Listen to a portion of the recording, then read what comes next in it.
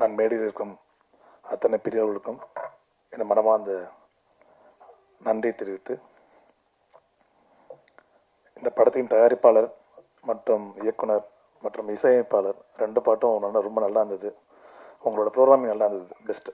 இன்னும் எக்ஸலண்ட்டாக பண்ணுவீங்க நம்பிக்கை இருக்குது. மேலும் இங்கே இருக்கும் திரு கே ராஜன் சார், என்னோட படத்துக்கு எல்லா படத்துக்கும் அப்பா கன்ஃபார்மாக அந்த ஆடியோ லான்ச்சுக்கு வந்துடுவார் என்னோட படத்துக்கு. அவருக்கு நன்றி சொல்கிறேன். 2வது குருடான் சார், எம்ஜிஆர் காலகட்டத்திலேருந்து ஒரு மிக சிறந்த ஒரு கதை வசனம் மற்றும் இயக்குனர். அவர் இந்த மேடையில் பார்த்து ரொம்ப சந்தோஷம். மற்றும் எனக்கு பிடிச்ச பாடம் முத்து மணிமாலை, அந்த பாடல் அண்ணன் உதயகுமார் அண்ணன் சந்தோஷம். மேலும் பேரரசு அண்ணன், என்னோட அருமை சகோதரர், அவருக்கு நன்றி சொல்லி, மேலும் எங்களோட அருமை சகோதரி, அவங்களும் டாக்டர் தான், ப்ரொஃபஸர். அதனால் அவங்களால தான் இந்த நிலைமையில் நான் இருக்கேன்னு அவங்க எல்லாருக்கும் ப்ரெஸ் மீடியா தெரியும். அவங்க பேர் டாக்டர் பத்மா. அந்த same life line hospital mister Rajkumar sir, ஏன்னா அவரோட வீடியோஸ்லாம் நிறையா பார்ப்பேன். இப்போ தான் பேசியிருந்தேன் அவர்கிட்ட. என்னோட அசிஸ்டன்ட் டாக்டர்னு சொல்லும்போது அவர் ரொம்ப ஹாப்பியாக இருந்தார், ரொம்ப சந்தோஷம். அப்புறம் இந்த படத்தோட ப்ரொடியூசர், அவர் வில்லனாக நடிச்சிருக்காருன்னு சொன்னாங்க. அண்ணன் சொன்னாப்புல லாஸ்ட் ஷாட்டில் அந்த புல்லட் அவர் தான் வில்லன் நான் நினைக்கிறேன். அதனால் மேலும் இந்த படம் வெற்றியடைய வாழ்த்துக்கள். மேலும் என்னை இந்த விழாக்கு அழைச்ச திரு பிஆர்ஓ அவர்கள், மிஸ்டர் விஜய் முரளி சார், சத்யா அண்ணன். அதே மாதிரி இன்னைக்கு சிறு படங்களுக்கு பார்த்தீங்கன்னா போஸ்ட் ப்ரொடக்ஷன் தான் ஒரு படத்தோட மெயின் டாஸ்க்காக. ஏன்னா அங்கே தான் பட்ஜெட் ஒரு ப்ரொடியூசர் ஸ்டக் ஆகிறாங்க. எவ்வளோ பண்ணலாம், பேலன்ஸ் எவ்வளோ இருக்கும். ஏன்னா என்னோட அனுபவம்னால சொல்கிறேன். அந்த போஸ்ட் ப்ரொடக்ஷனில் நாங்கள் ஒரு ப்ரொடியூசர் எப்படியா நல்ல குவாலிட்டியாக ரிலீஸ் பண்ணணும், அந்த இடத்துல பட்ஜெட் இருக்குன்னா மிஸ்டர் அருண் சாய் ஸ்டூடியோ. ஏன்னா அவர் என்னோட அருமை சகோதரர். பல சின்ன படங்களுக்கு நீங்கள் யாரை கேட்டாலும் தெரியும், சாய் ஸ்டூடியோன்னு பேர் சொன்னால் எல்லாருக்குமே தெரியும். அதனால் என்னோட அருமை சகோதரர் அவரும் என்னை இந்த விழாக்கு அழைச்சதுக்காக ரொம்ப நன்றி தெரிவித்து, மேலும் இந்த 2 பாட்டு ரொம்ப எக்ஸலண்ட்டாக வந்திருக்கு. இந்த சூதாட்டம் படம் மாபெரும் வெற்றியடைய நான் இறைவனை வேண்டிக்கிறேன். ரொம்ப நன்றி. தேங்க்யூ. தாய் பாசத்தை கூட அரசியலாக்கினது சூதாட்டம். உலகத்தில் விற்க முடியாதது, வாங்க முடியாதது, கொண்டாடப்பட வேண்டியது, மறக்க முடியாதது, மனிதநேயம் நிறைந்தது, பாசம், பற்று, இதெல்லாம் நிறைந்தது தாய்ப்பாசம் மட்டும்தான். ஆனால் அந்த தாய்ப்பாசத்தையே அரசியலாக்கினது சூதாட்டம். ஒரு நிமிடம் சிந்தித்து பாருங்க. கர்ணன் யாரு? கர்ணன் எவ்வளவு நல்லவன்னு நாம பேசுறோம்.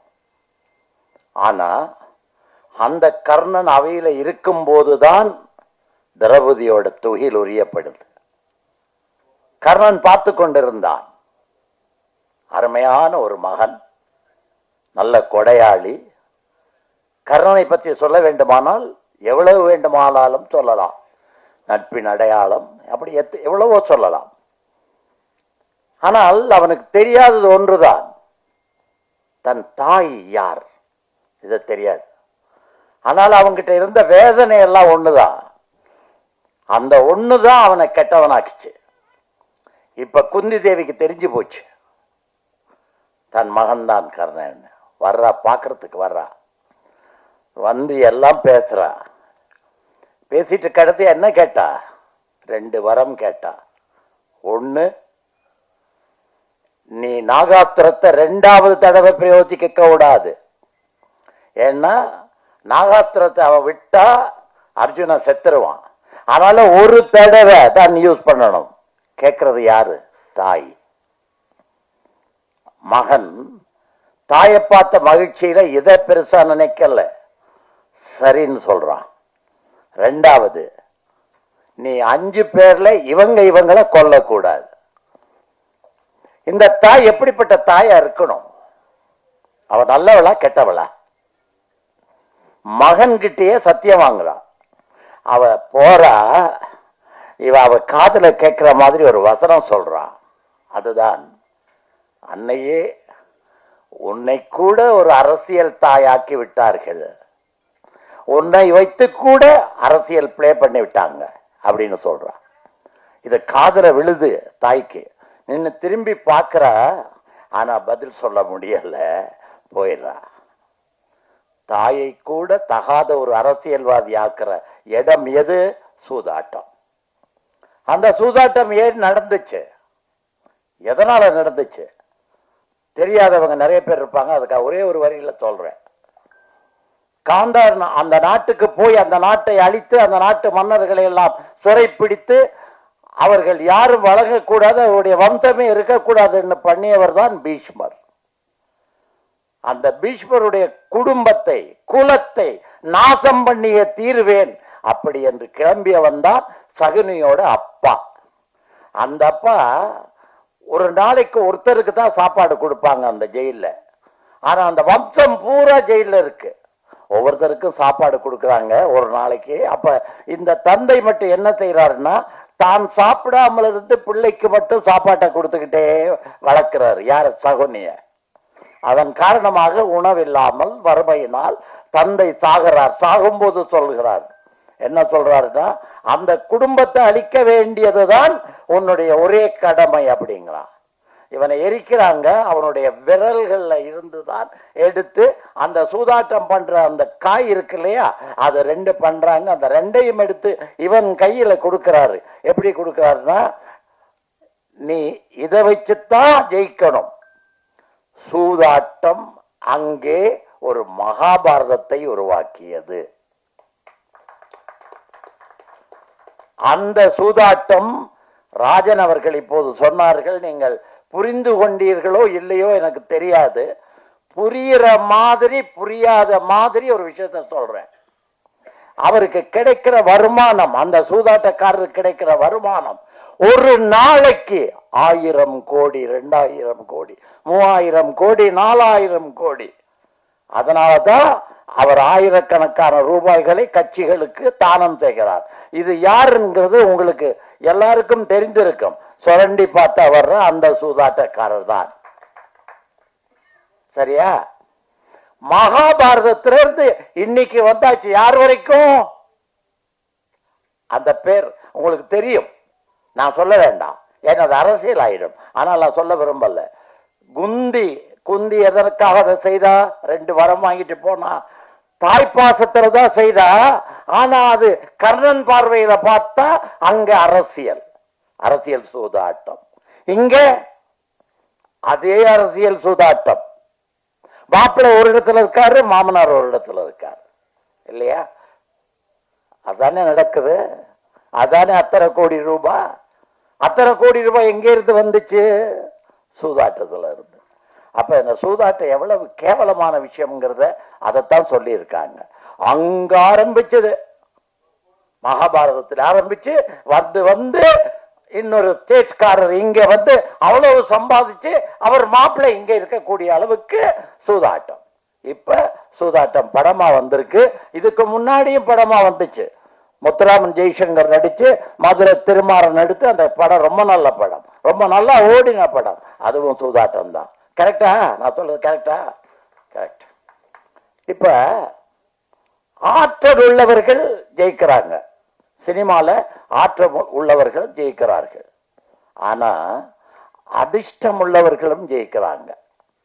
ஆற்றல் உள்ளவர்கள் மட்டும்தான் ஜெயிக்கிறார்கள் சொல்ல முடியாது. ஆற்றல் உள்ளவர்கள் யாரு? ஆர்.வி. உதயகுமார். எத்தனை படம் வரிசையா சொல்லலாம். அடுத்தது அந்த டைரக்டர் பேரரசு, வரிசையா சொல்லிட்டே போலாம்.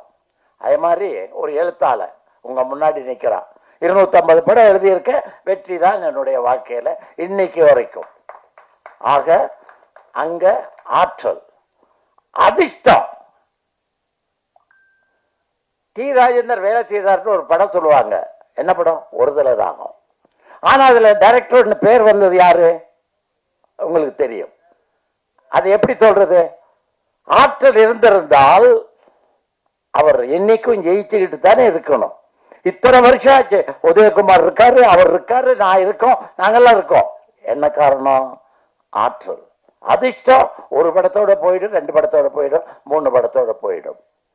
ஆனா இங்க ஆற்றல் உள்ள இன்னொருத்தர் இந்த மேடையில் இருக்காரு. இன்னைக்கு யார் பெரிய ஹீரோன்னு சொன்னா, விஜய் ஒரு பெரிய ஹீரோ, அஜித் ஒரு பெரிய ஹீரோ. இந்த 2 பேரையும் வச்சு படம் எடுத்த ஒருத்தர் இங்க இருக்காரு. இந்த மேடையில் இருக்காரு. 1995 என்னமோ அந்த படம் எடுத்தாரு. கரெக்டா? சவுந்தரபாண்டியன் காணமே. அவர் எடுத்தார் அந்த படம். அந்த 2 பேரையும் வச்சு எடுத்தவர் இன்னைக்கு படம் எடுக்க முடியுதா? யோசிச்சு பாருங்க. அதனால யாருமே தயவு செய்து சூதாட்டம் ஆடாதீங்க, சூதாட்டத்துக்கு போகாதீங்க.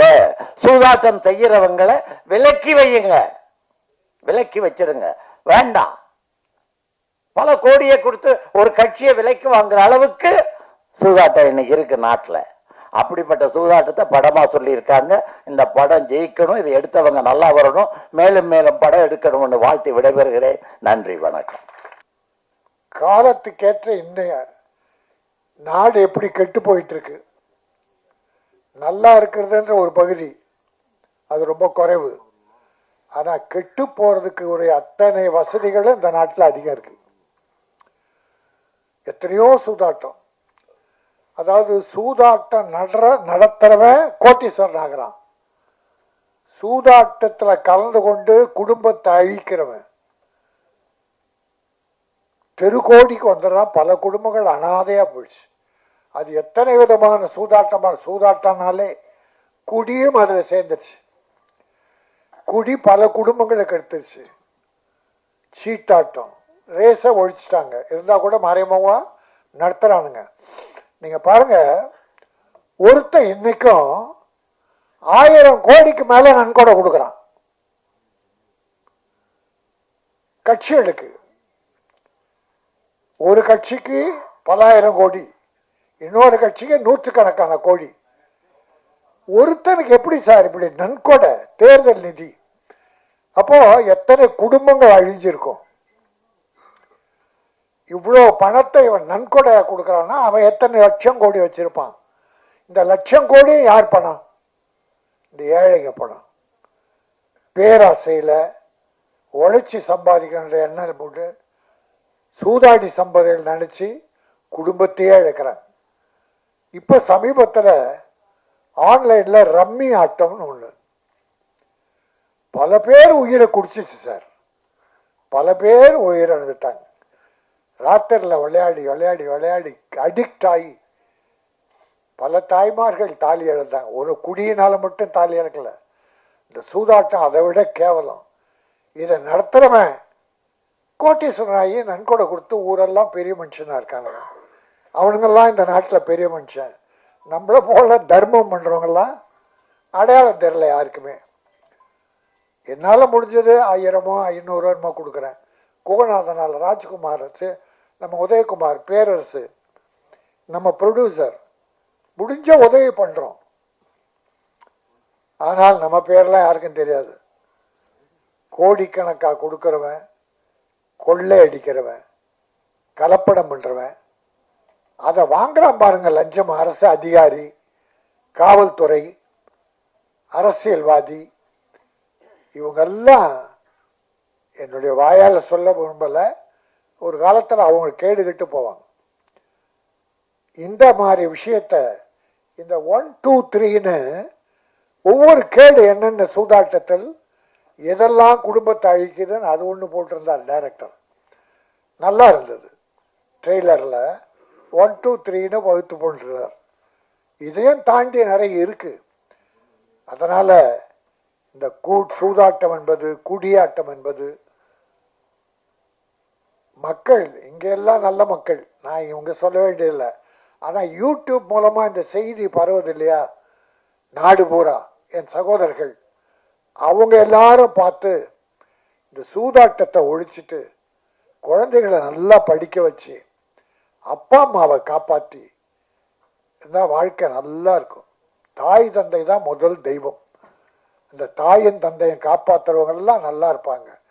நீங்க சூதாடுற அந்த பணத்தை தாயின் தந்தைக்கு சாப்பாடு போட்டு மருந்து வாங்கி கொடுத்தீங்கன்னா அந்த புண்ணியம் காலமெல்லாம் இருக்கும் என்பதை இந்த சூதாட்டம் படத்தின் மூலமாக தம்பி டைரக்டர் சசி சுந்தரம் நல்லா பண்ணியிருக்கார். நடிச்சவங்க எல்லாம் கூட இயற்கையா நம்ம கிராமத்தில் இருக்க மாதிரி நம்ம குடும்பத்தில் ஒருத்தர் மாதிரியே இருந்தாங்க. மியூசிக் தம்பி ரெண்டு பாட்டு, ஒன்று மஜா பாட்டு நம்ம உதயகுமார் ரொம்ப ரசிச்சு அதை பாராட்டினார். தேவை, வேற வழி இல்லை. எல்லா மக்களையும் கவரணும்னா அப்படிப்பட்ட ஒரு பாங்கு வேணும். ஒரு லவ் சாங், ரெண்டுமே நல்லா இருந்தது. தம்பி உங்களுக்கு நல்ல எதிர்காலம் இருக்கு. என்னுடைய தம்பி விஜய முரளி, அவன் யார் ஒருத்தரை கூப்பிட்டு பாராட்டானோ அவங்களுக்கு ஏதாவது ஒரு எதிர்காலம் இருக்கும்.